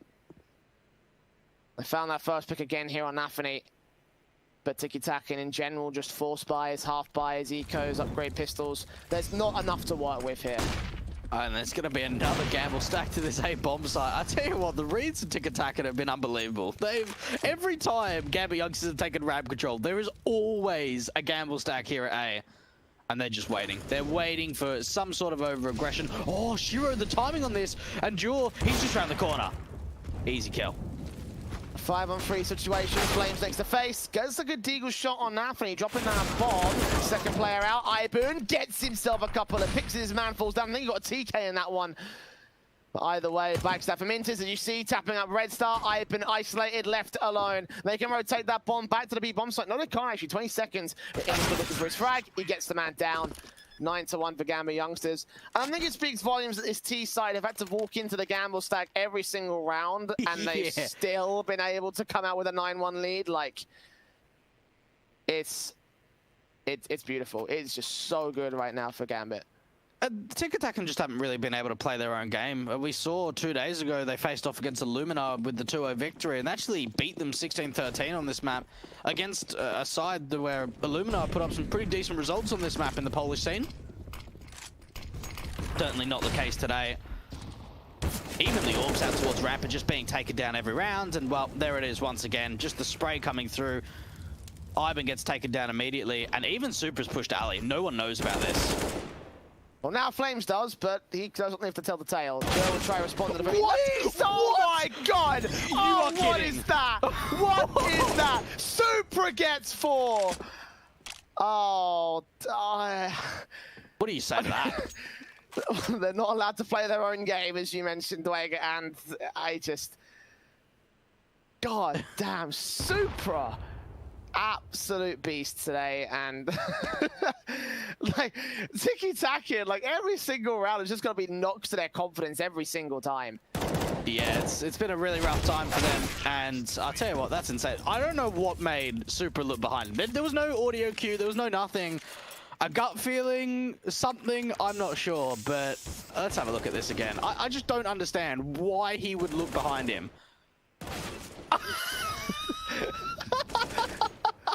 What a performance. What an absolute performance. The Estonian on a Russian side.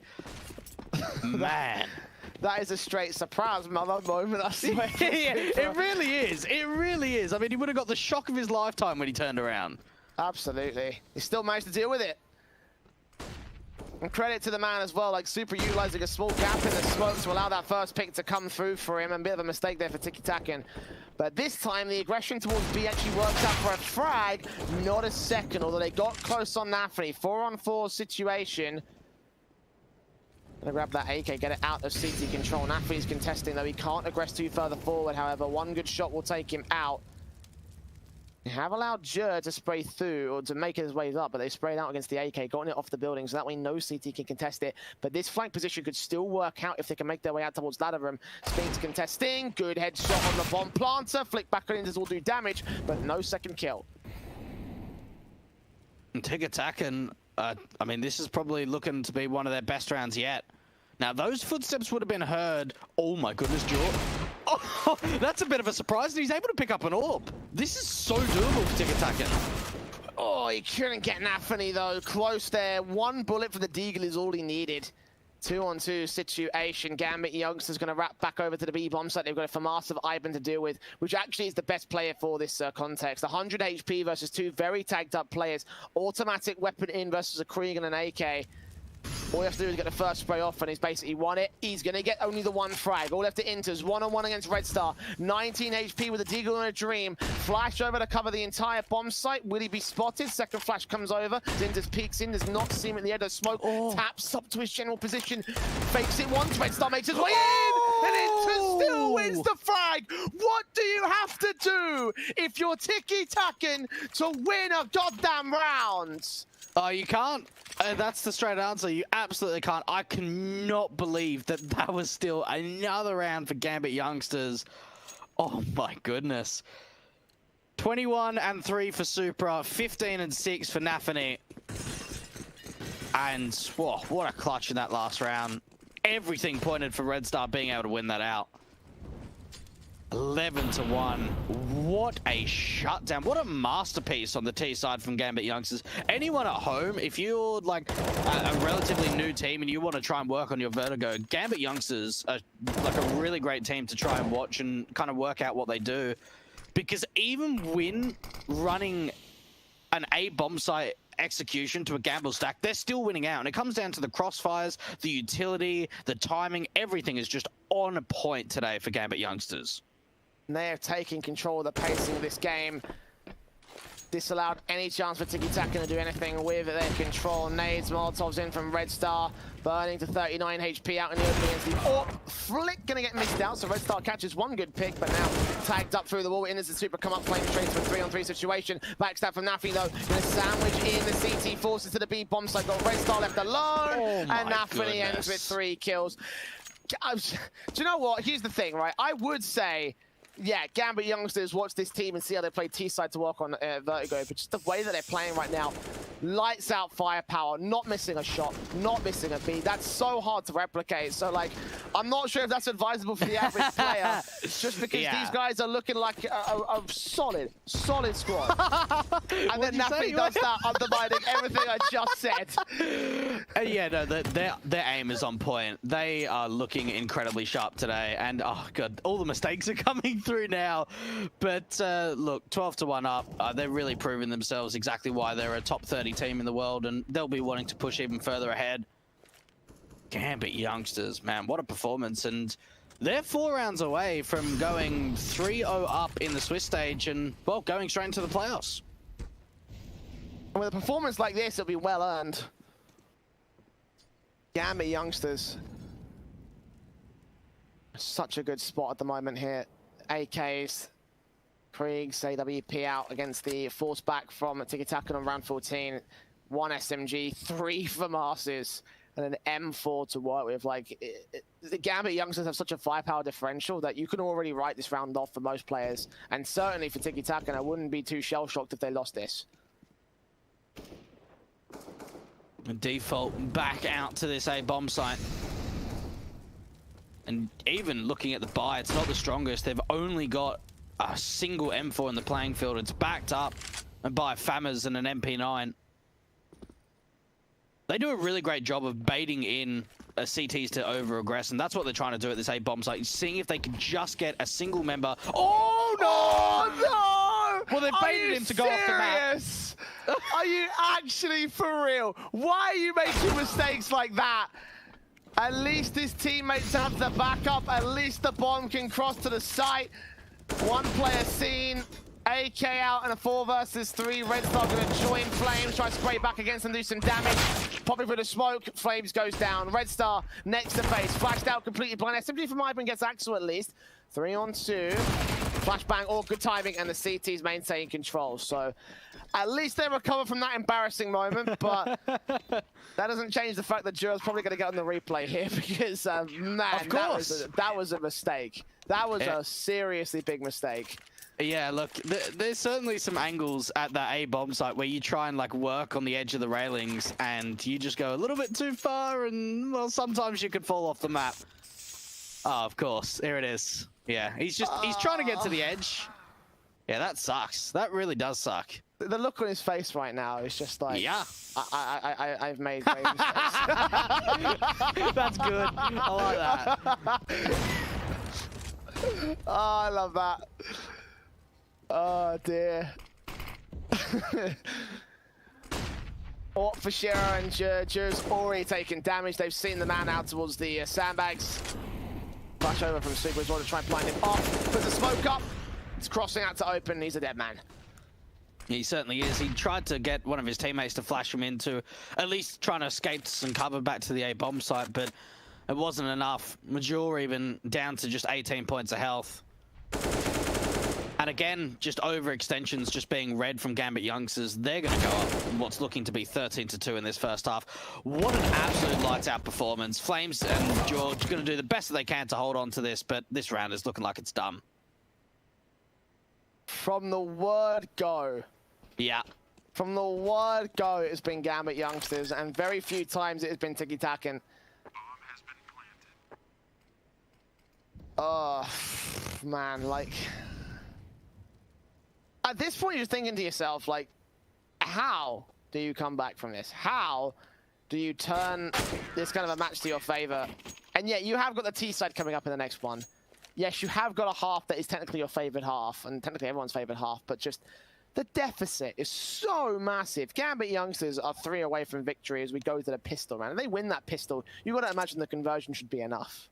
Yeah, look, I'm actually very surprised that Tikitakan aren't putting up as strong of a fight as I thought they would, considering the fact that they've 2-0'd Illumina and 2-0 alternate attacks in the Swiss stage. Like, yeah, it's certainly going to be their toughest opponent yet, but you've got to go back and think, yeah, it had to be a Dust 2 victory. It absolutely had to be 25-4. Like, Jesus, you can't do anything against that. You actually can't do anything against that. It's just a player playing incredibly well. There's no way of shutting him down.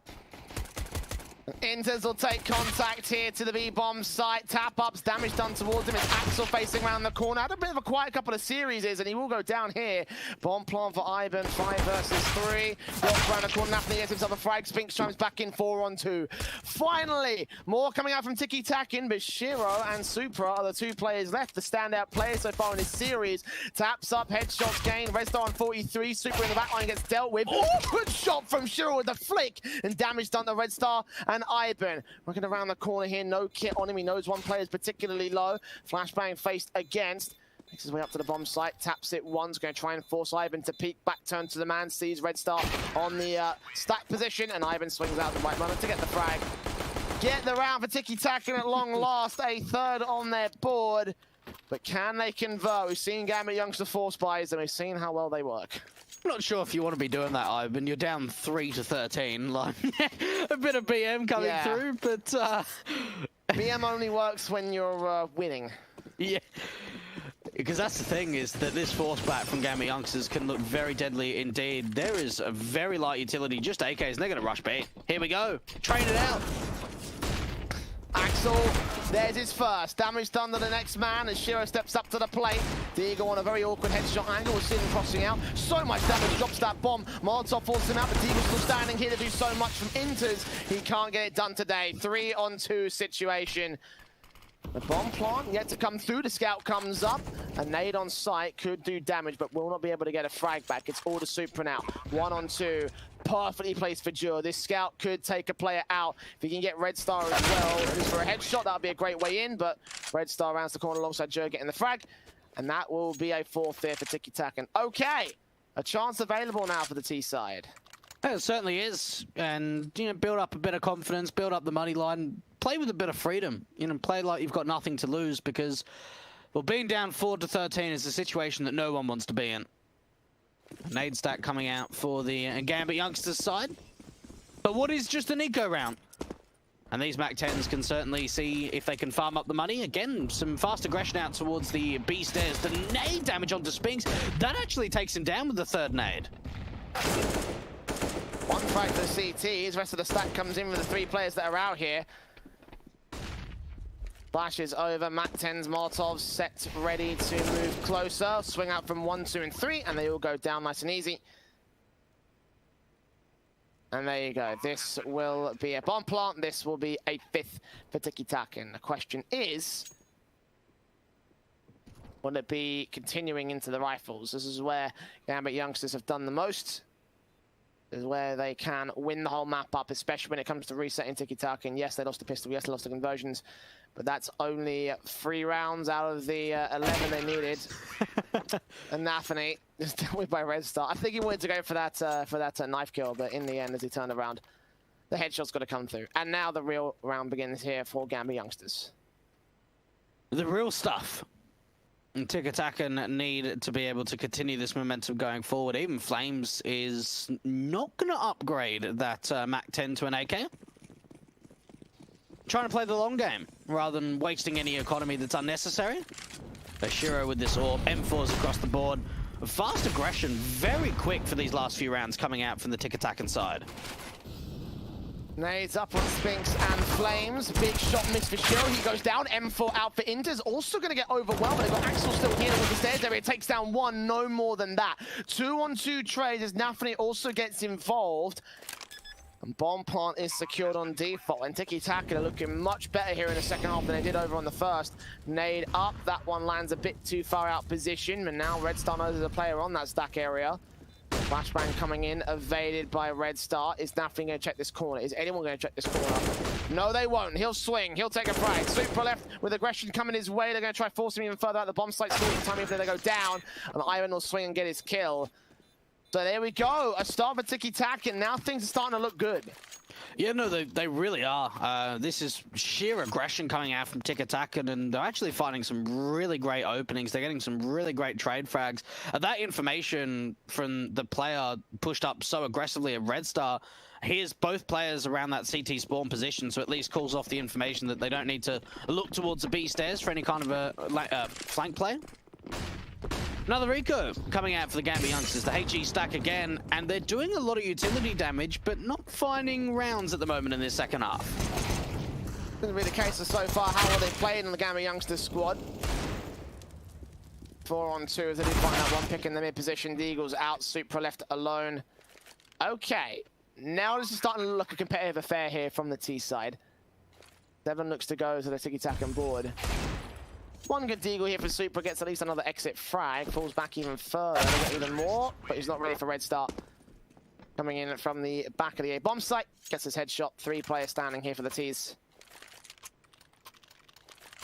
The rebound coming in from Gambit youngsters now a max loss bonus, but when do they win that round that will finally tip the momentum back in their favor? And you've got to think, you cannot play a stock standard CT defense how you play against any other team in Tier 2 Counter-Strike, because Tikitakan are just rushing you. That's all they're doing at the moment. They're just playing very aggressively. It's just a train of players, and they're just going to rush the ramp area. M4 out to try to deny it. Flashbangs do contest.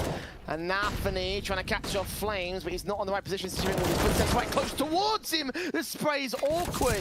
And now the AWP and the M4 has to adjust. Super gets 1 frag. AWP also scopes in towards Ali. Looks out towards Cross on a 4-on-4. Incendiaries and nades up against it. Supra should stay alive from here. He's got a smoke set by as Jure takes out Shiro and enters.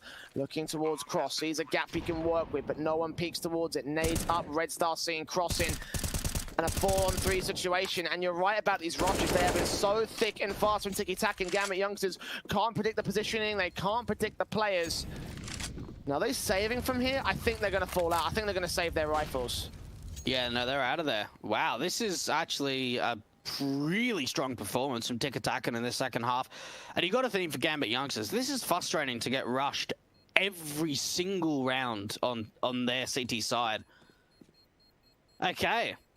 Maybe a change-up needs to be made, whether they just put like a massive amount of anti-rush utility of HEs and incendiaries to do some early chip damage. Like, why? Like, I know he's going to survive because the round was ending, but maybe he just wants to fall down. But they need to get back up, Jay, because they've got a map to win.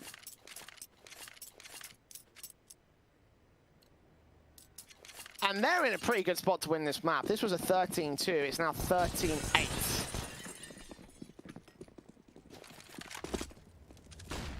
Things looking particularly good for Tikitakan, are again going so fast out into the defaults here.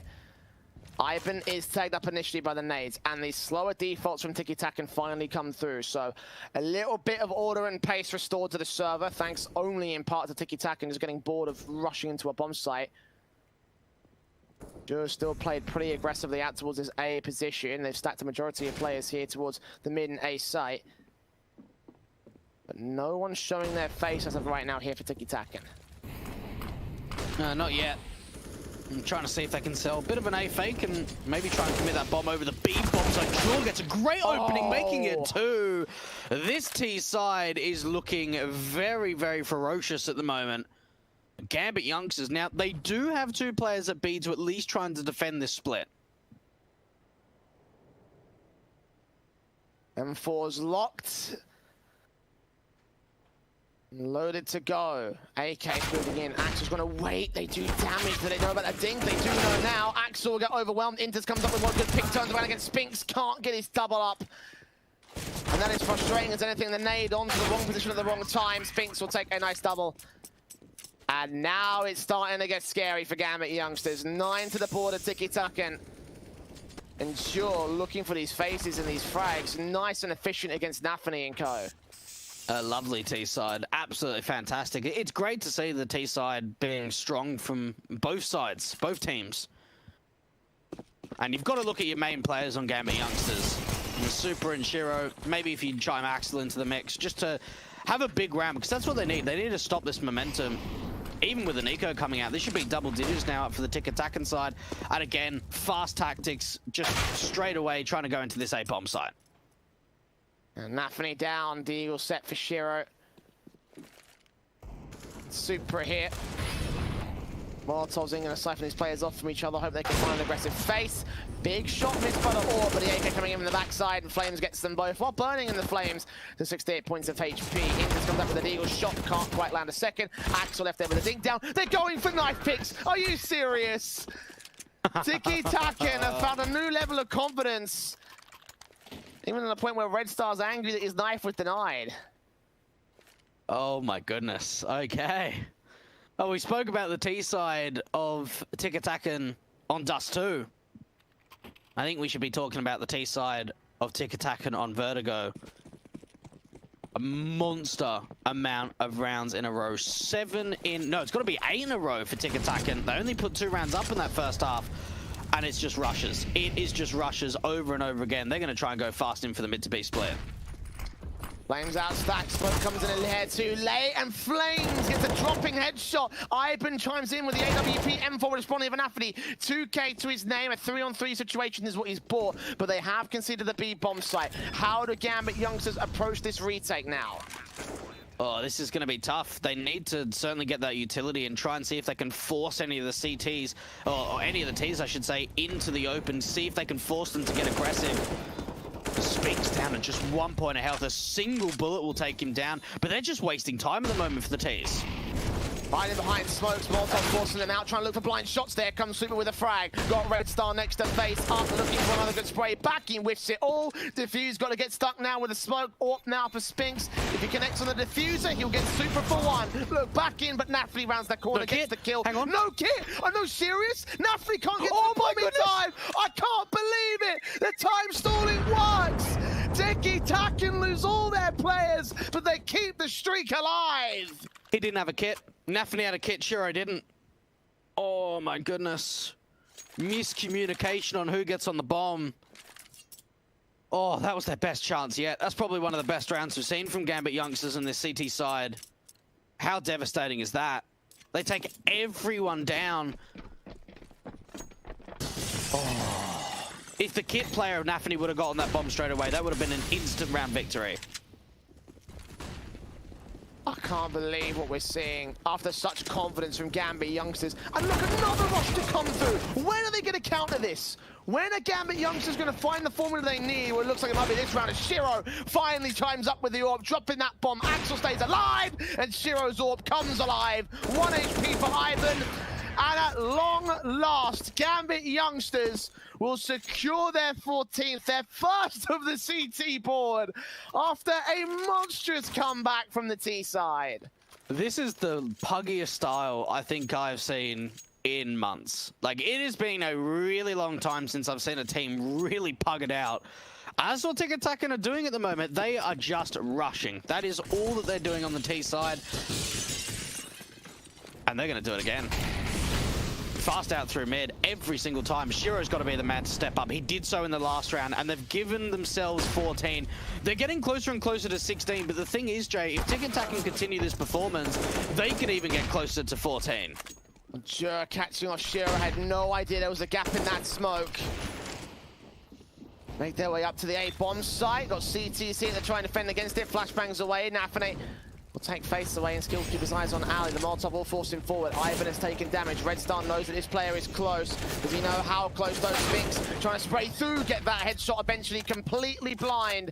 And a 5-on-3 situation ensues. M4 the super taps up one, sprays through prime of the smoke, expecting them to be close, and still doing tag damage to Red Star. Nadon into C's, Jur out position. Red Star gets super next 4-on-2 situation. Martov's forced out Axel and enters to fall.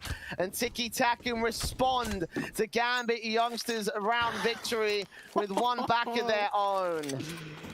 Oh my goodness, okay. Tikitakan. We've seen a total, Jay, of 3 CT rounds. Like, what?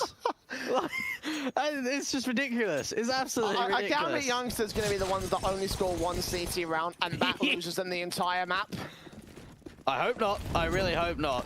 The Gambit youngsters need to come in with a response, even to try and get to 15 and take us to overtime. What are they doing? They're actually countering the aggression with aggression, but the T's, they just spam smokes. And they take him down for it. Gambit youngsters with what will seem like a foolproof play. Push forward, why the hell not at this stage? But a 2-for-1 trade goes the way of the T-side forces. It's Nafany and Supra. Dead and buried, backed up here from the T-side line, still playing the ramp default, expecting some aggression to go their way over in the bridge position. Right now, the CT side are just playing defensive, waiting for a face to come to them. Shiro, you'd have to think the nerves are starting to kick in. He needs to hit the shot. He's got Inters to try and back him up with this MP9. If he extends any further, Flame should be able to take him down. Oh, instant kill coming through. Shiro's alone now. Orb out, standing by, needs 2 good shots. He finds his first, not his second. Red Star times the peak. Well, Axel's nowhere near a defensive position as well. He's best to save his M4. Gambit youngsters going to need it. The economy knocked back a peg on the loss bonus, obviously. Won't be enough to go for another rebuy. 13 to the board of the T side. And I'm just stunned that Gambit youngsters have just lost this much control in the second half. Like, Tikitakan aren't playing anything major advanced. They're not doing anything like super complicated. They're just rushing. They're just going straight executions. And, you know, for a team like Gambit youngsters, their CT side is not terrible. It's not terrible. You would have thought they would have found an adjustment play or some sort of response to this by now. But other than that one round that they found, they haven't. Yeah, look, it's a really frustrating style to play against because you've got to think in scrims and officials, they've never played a team like this before. Like, they just rush bomb sites. It's a really just puggy style. And unfortunately, at least in that round, we saw a bit of a change up where they actually tried to fight aggression with aggression. We saw them just running down the smokes from A. and towards that ramp position. But even with that, just spamming AKs coming through. And this is unbelievable. This is astonishing that Tikitakan have been able to bring this back from what was a devastating first half for them. Where's the attack pause from Gambit, by the way? Yeah. When do they stop this and Finn comes in and says, look, this is not okay, boys. Like, this is shambolic CS from your CT half. Like, you got to step it up. Maybe in this next round where they'll have rifles out. But the dominance that we saw on Dust 2, the dominance that we saw from this T side is now about to slip away for Gambit youngsters. Unless they can find a round to return. They've done damage initially to Spinks and Jur, but that won't stop Jur from taking face. The Swede has been fantastic with his picks, but this time he won't be allowed to pick back on Supra. And the Deagles just jiggle peeking a lot of these angles, just seeing if they can get a lucky shot through. Flashbang coming out to try and take the fight. Shiro finds the opener, but they need to find more kills. They've done a lot of damage, Jay. Flame so low, Nafany could take him down. He looks for a red star instead, takes that frag, Spinks trades it. 3-on-3 situation, and they are so low across the entire T-side board. They've got time to rotate to B, but I imagine they will hear it here. Axel with the M4 ready to rotate out position. Tikitakan can slow the pace down. They come to a crawl and be silent about the B rotation here. When do Gambit youngsters read this? Because at the moment, no one is moving on this A-bomb site. They are very much locked into staying here. And Tikitakan, yeah, they know now. They're going. Axel's heard the footsteps, the sprays through from the AKs coming in. They now know what's up. 3-on-3 retake. No players here taking down. Axel gets a 3K. And finally, it is map and match point for Gambit youngsters. Друзья, пока Аксель дефьюзит бомбу, пожалуйста, подпишитесь на канал, поставьте лайк, пожалуйста. Очень сильно прошу. Давайте добьем 110-120 подписчиков, пожалуйста. Я же стримлю ради вас в такое позднее время. Надеюсь на третью карту. Посмотрите, какой прекрасный камбэк. Давайте, пожалуйста, добьем 110, возможно, даже 120 подписчиков. Буду вам очень благодарен. Всем спасибо, кто подпишется. Заранее спасибо. Rather than just playing passive on the post plant, they force the issue. They get really up close and personal and catch off the players off guard. I mean, even Supra, like, he's certainly struggled, I would say, in the second half, but he's still carrying. His numbers are still up there. 33. Ridiculous. Unreal. And I'm surprised they haven't taken a tactical pause here. This is the chance for Gambit are most likely to choke. But Shiro's come alive alongside Inters. 2 picks towards mid. And it looks at the beginning of the end that maybe onto Tikitakan as Gambit youngsters have found their match point, found their 5-on-3. But can they find the A-side defensive that Tikitakan are about to challenge? Oh, this is tough. This is really tough for Tikitakan. We have not seen them in a deficit like this before. Especially in this second half. Oh, Flames, though, that could be the opportunity they need. They can just get a bomb plan at A. Smoked across, they got to get Ivan up to sight though. Rotations coming in. Jur's found a flank B's into open. the B bomb site, cutting off the rotations. He's made his way up. They're going to fast rotate. They've got a minute to this. The CTs know it, but at 3-on-3 with Jur on an advanced angle, Gambit youngsters to push them deep into the site to get the last retake together. At least Jur will fall back, buying a bit more breathing room for the bomb to cross here. The CT setting up a backstab as well. This may be the linchpin play. And they need to bait out. They need to bait out these CTs because Nafany is on a big backstab here. And for the T side, no one's holding the angle, Jay. He's been but he's shot, and he's going to trade it! Patience is a virtue, Nafany, but you don't have any, apparently. 3-on-2 situation. And the CT still press forward. Orp hoping to catch Ivan, hoping to catch Jur, but they don't need to face, they don't need to aggress. Flames has crossed, Inters has a head. Orp trying to respond back to the player up on the double boost, and now Jur must be known to the default position. Inters tapping up, Ivan low, Jur takes face, he goes down. Ivan stalling for time, he's in turn, he can't get the frag, and we're over, we're done. Gambit youngsters at long last. Ну, не будет третьей карты, друзья. Спасибо всем за просмотр. Спасибо всем, кто подписался. Спасибо за лайки. Подписывайтесь Жду вас завтра. Завтра тоже игры, стримы. Всем спасибо. Всем спокойной ночи. Всем пока-пока. First time I've been able to cast Tikitakan, I can now see how they were managing to beat Illuminar and Olden attacks. That second half was wild. It's just rushing. Like, there's nothing really too tactical to it. It's just in your face, it's fast, and it's raw aim.